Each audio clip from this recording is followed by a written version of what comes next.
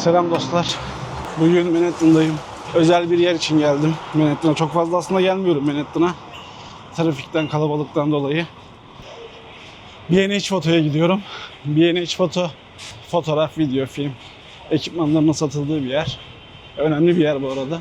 Ya Doğu Bank'ı gördüyseniz onun büyük ölçeklisi gibi bir yer. Daha çok fotoğraf, video, film işleriyle ilgili olanlar bilir orayı. Ben de hani eskiden beri bildiğim bir yer. Daha önce fotoğraf makinesi falan almak istediğimde ilk başta o siteden kıyaslıyordum diğer ürünlerle. Yaklaşık 400 bin ürün varmış. 400 bin farklı üründen bahsediyorum. Neredeyim? İşte o meşhur B&H Photo'dayım. Şurada. B&H'i görüyorsunuz. Hemen karşıya geçiyorum.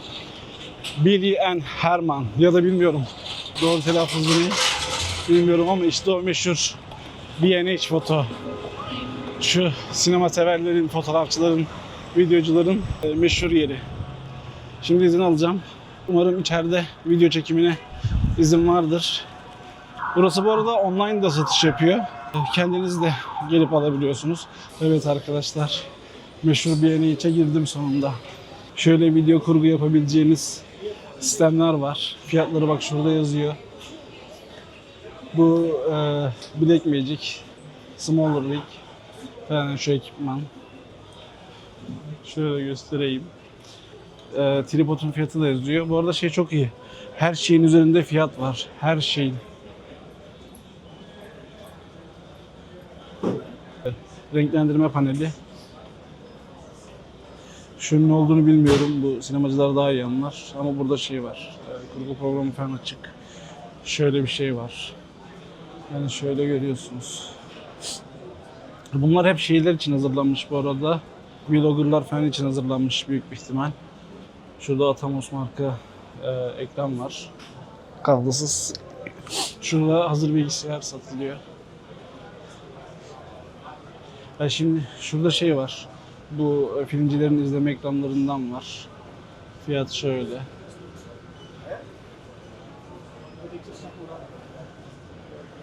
Bakın şöyle şey. 1000 dolara şöyle bir şey var. Çantasıyla birlikte herhalde. Aynen çantasıyla birlikte. Taşıma çantasıyla. Fiyatı da şurada. Bak hepsinin şey var, çantası var. Çantasıyla taşıyabiliyorsunuz. Şurada Red falan var. Aynen. Ursa Mini var. Sony'nin birkaç fotoğraf makinesi var. Bunların hepsi bu arada video sinema işleri için, yani bak şuradaki şey de onlardan biri. Bu Viewfinder diyorlar bunlara. Kadraj öncesi işte yönetmen şey yapıyor. Oradan kontrol ediyor çerçeveyi. Öyle başlıyor. Burada DJI bir şeyleri var. Ne olduğunu bilmiyorum. Bunlar hep sinema lensleri bu arada. Fiyatları şöyle.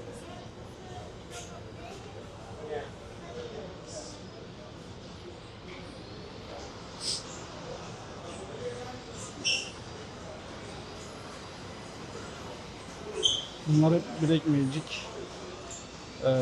Bak bu Blackmagic neymiş? Paket sinema 6K Pro. Fiyatı 2800 dolar yaklaşık. Taksla birlikte işte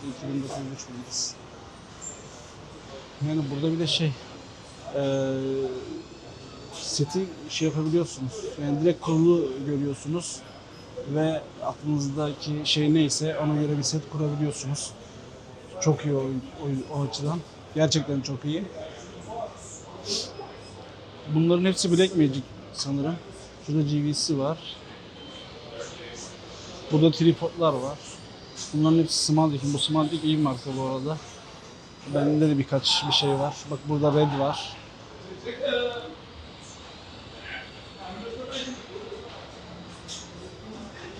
Fiyatı da buymuş.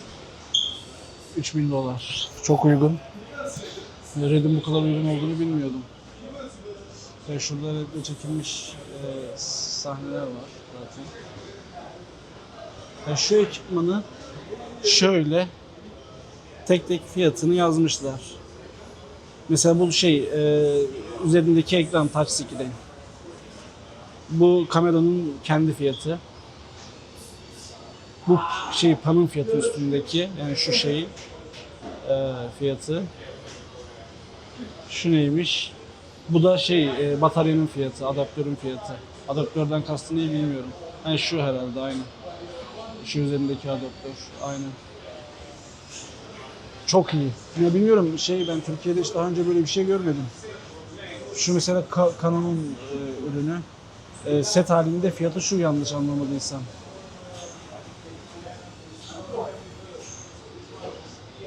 Set olmuyor olabilir. Ama böyle hep böyle kurulu sistemler var.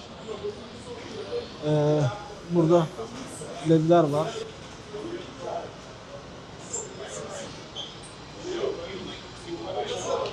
Şurada yine kameralar var. Sony'nin birkaç kamerası var. Panasonic var, Sony var. Burada telsizler var. Yine görüntüleme ekranları var. Yani böyle sinema ile ilgili her şey var abi. Çantalar var. Şu özel taşıma çantaları, sırt çantaları. Gene Sony'nin ürünleri var burada. Bak şu biraz pahalı bir ürün. 25.000 dolar. Sony neymiş? Brano 8K. Ve böyle set halinde fiyatları görebiliyorsunuz burada.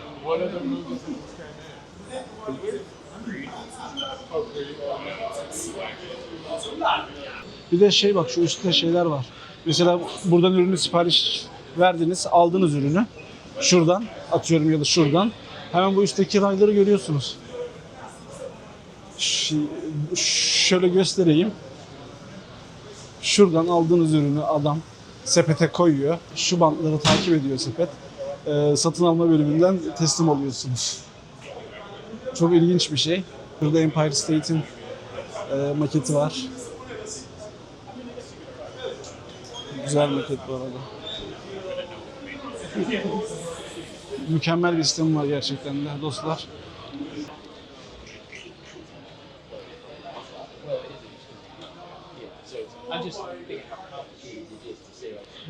Bunlar hep şeyle ilgili, ses mixleme ile ilgili, evet. Aynı wireless sistem yazıyor gerçi ama. Ama genelde evet, hep sesle ilgili şeyler.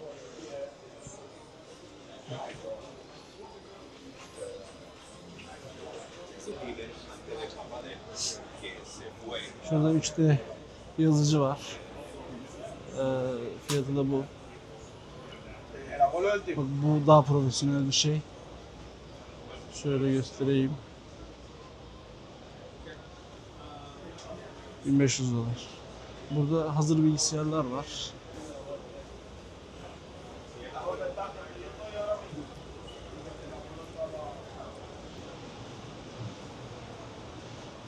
Bak şu MSI'nin bilgisayarı iyi. Bende de MSI var.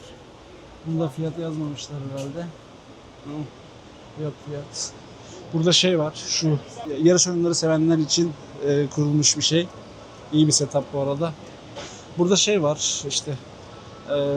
genellikle bu video kurgucularının falan ihtiyacı olan ekipmanlar. Şurada LCD ekranlar var. Aslında benim de LCD ekrana ihtiyacım var. Şurada uygun yollu bir şey. Bak şu marka Corvette. Fiyatı da iyi aslında. 175 dolar. Alınır mı alınır. Bilmiyorum, ilerleyen zamanlarda alabilirim. Gelip. Fiyatı bayağı uygun bu arada.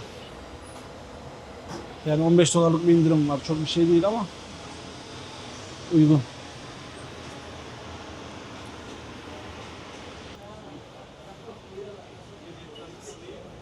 LG'nin şöyle bir LCD ekranı var. Muazzam bir şey bu arada. Gerçekten muazzam bir şey. Görüntü kaybı hiç yok. Şöyle sağdan soldan bakıyorum. Yani bu kameradan da anlaşılır zaten. Tabii fiyatı da iyi bu arada. Fiyatı da şu. Gerçi Amerikan şartlarında alınmayacak bir fiyat değil bu. Alınabilir. Bakın şurada da güzel bir ekran var. Samsung marka. Fiyatı da şu.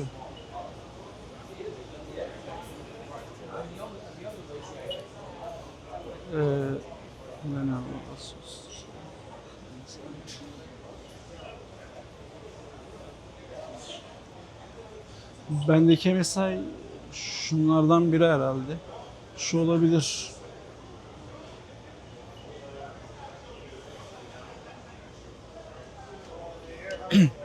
Her neyse dostlar, burası muazzam bir yer. Çok büyük ve gerçekten de böyle aklınızın alabildiği her şey var abi, her şey. Yani aklınıza ne geliyorsa. Şurada indirimli bir bilgisayar var. LG marka. Fiyatı ve özellikleri de şu. Bu arada iyi özellikleri var. Ekran kartı kötü ama. Yani almazdım o fiyatı verip, o parayı verip almazdım.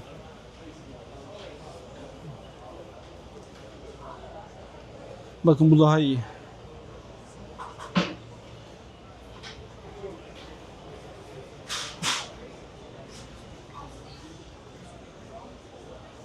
Snapdragon.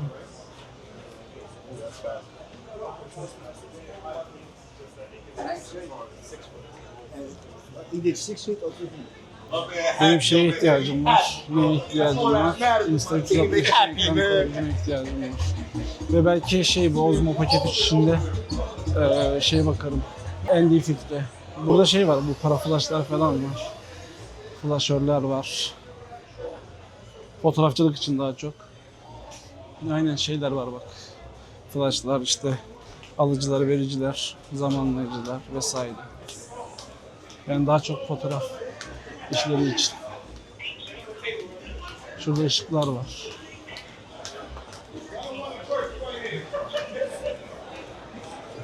Bu alma bölümü burası. Yani bir şey aldınız atıyorum. Buradan teslim alıyorsunuz. Sorry. Yukarıda ne var? Fotoğraf ve LCD projeksiyonlar var. Burada fotoğraf makineleri falan var.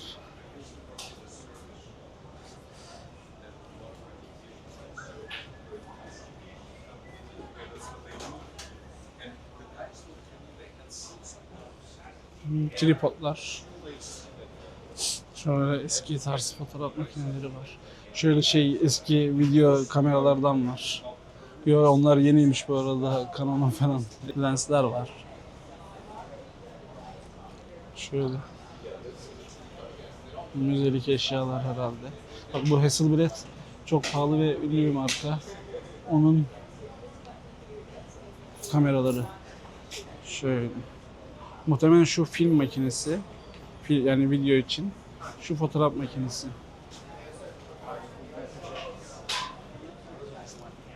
Brownie var. Şu eski şeyleri biliyorsunuz zaten, fotoğraf makinelerini. Çift lensli, Kodan çift lenslisi.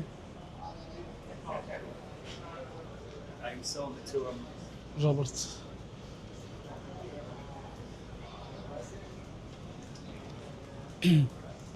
Şurada LCD ekranlar var.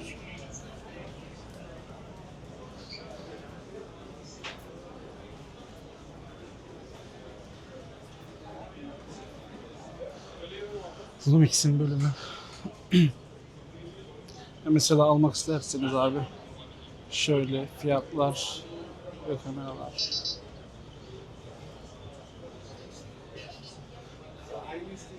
Bunlar etiket yazıcıları. Pentax. Pentax da iyidir. Hayır. Şunlar herhalde böyle aksiyon için kameralar. Aynen.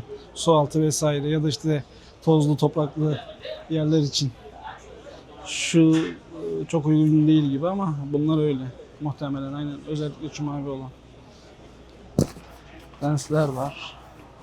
Olympus'un 75 milim, $900. Burada Olympus var. Bu Olympus'lar herhalde isim değiştirdi. O M sistem diye satılıyor artık. Yani Olympus aslında. Muhtemelen isim değişikliğine gitti. Fujifilm var.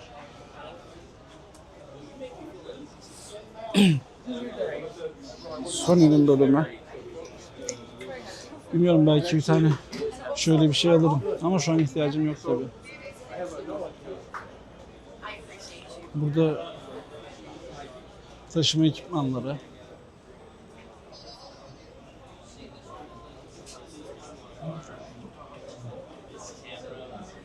çanta var.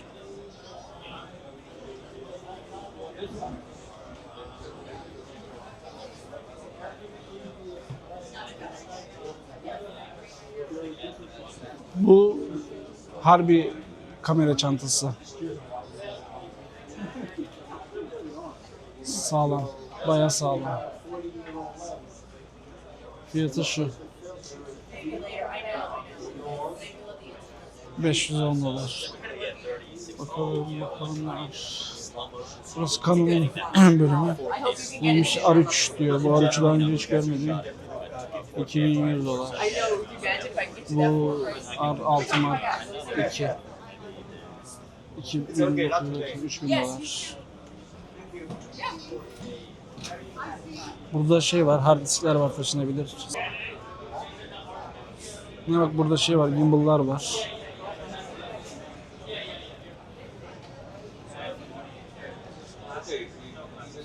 Şu iyi bir şey bu arada. Bu vlogcular için 10 numara hatta. Fiyatı da şu. Benim şu tutma yerlerine ihtiyacım var bu arada.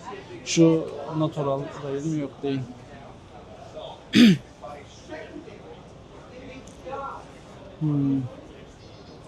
Telefon için. Ya aslında şey için olsaydı, Osmo için alınabilirdi.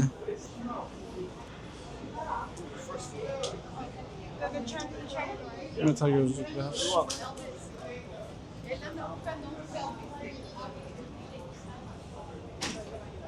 Mikrofonlar. Bilmiyorum, benim mikrofona ihtiyacım yok. Burada gimbal'lar var yine. Yani bir sürü aksesuar var. Şu DJ'in mikrofonu. Burada Sennheiser var. Rode'um var. Bir sürü aksesuar. Bu arada Osmo da var. Satılıyor herhalde. Bunlar ikinci el de olabilir, bilmiyorum. Ya da sergi amaçlı da olabilir. Şuradan test edebiliyorsunuz arkadaşlar. Bakın bu Canon'un neymiş abi? XA75 4K 30 fps'lik bir makine. Fiyatı 2800 dolar.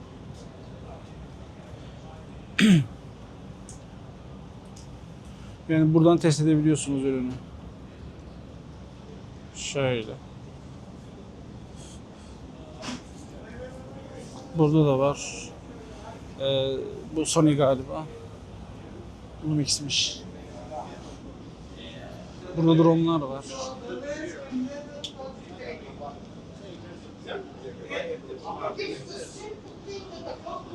Şu herhalde su altı için.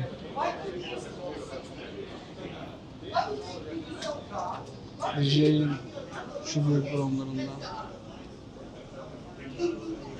Inspire 3 diyor. Burası drone ile ilgili bir bölüm. Drone ürünleri falan var. Burada GoPro'lar falan var.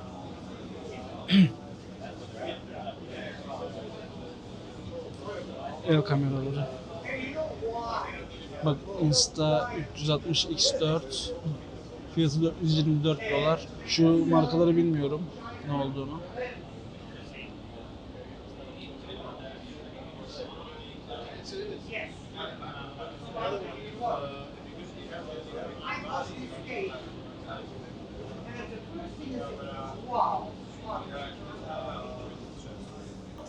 Şundan aldım ben. Aynı fiyatta hemen hemen. Burada şipşaklar var. Fujifilm. Dürbünler. Arka tarafta lensler falan var. Bu pahalı lenslerden bu arada. Bak, Canon'un D serisi falan var.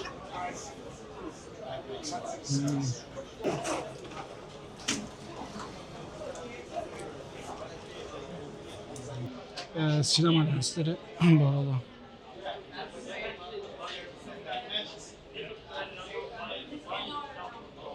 Bak, şurada Carl isim var. Bunlar prime lens oluyor ve fiyatları da bayağı pahalı bunların. Şu özel hafıza kartları, SD kartlar. Leica'lara bak. Bu Leica pahalı bir marka. Fiyatlarını göremiyorum tabii.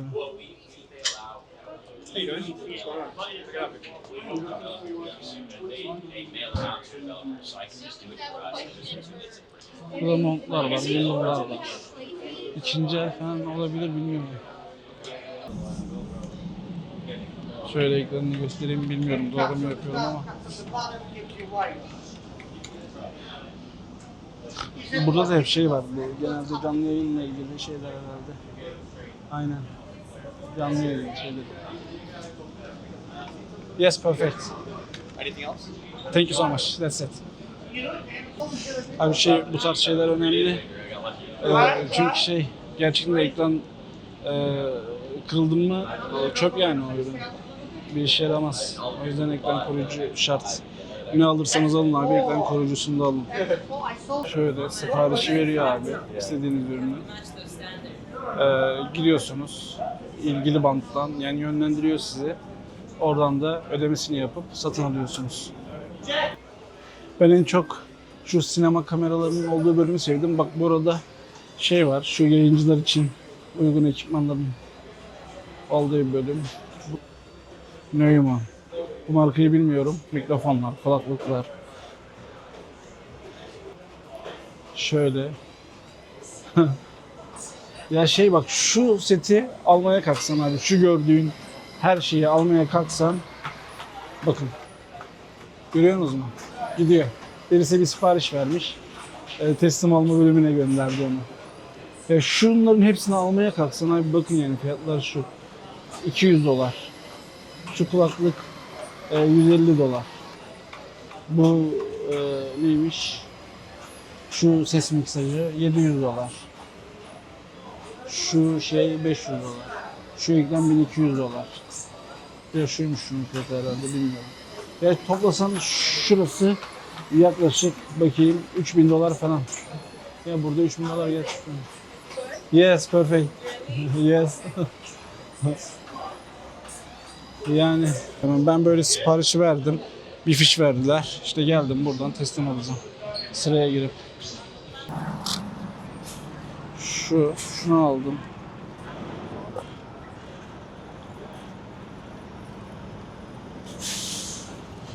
Ucuz ve basit bir şey aldım. $16. Ya internette daha ucuza da var. $7-8, işte kargosuyla birlikte $10.